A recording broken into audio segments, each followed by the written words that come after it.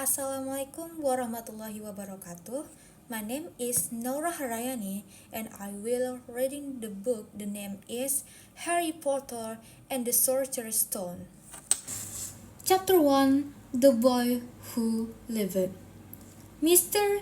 and Mrs. Dursley of Number 4 Private Drive were proud to say that they were perfectly normal. Thank you very much. They were the last people you expect to be the fool in anything strange or mysterious, because they just didn't hold with such nonsense. Mr. Dursley was the director of a firm called Gurnings, which made drills. He was a big, beefy man with hardly any neck. I thought he did have a very large mustache. Mrs. Dursley was thin and blonde and had nearly twice the usual amount of neck, which came in very useful as she spent so much of her time crawling over the garden fences, spying under the neighbors.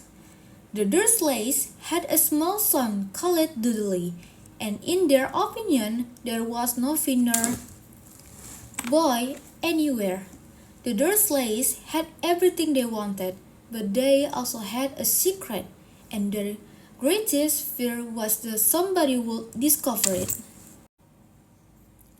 They didn't think they could be it if anyone found out about the Potters. Mrs. Potter was Mrs. Dursley's sister, but they hadn't met for several years. In fact, Mrs. Dursley pretended she didn't have a sister, because her sister and her good-for-nothing husband were as un-Dursleys as it was possible to be.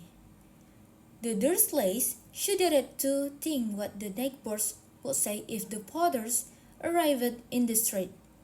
The Dursleys knew that the Potters had a small son, too, but they had never even seen him. This boy was another good reason for keeping the Potters away. They didn't want Dudley mixing with a child like that. Mr.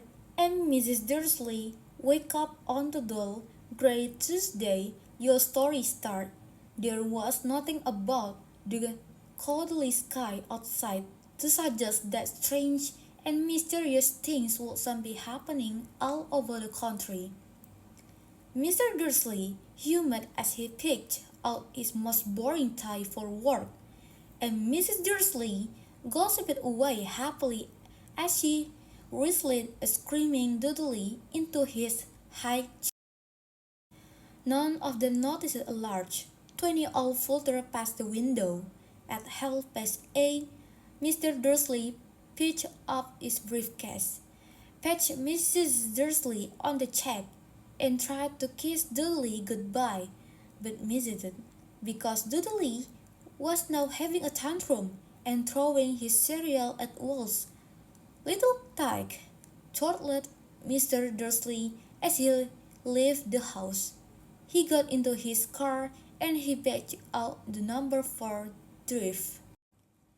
It was the corner of the street that he noticed the first sight of something peculiar: a cat reading a map.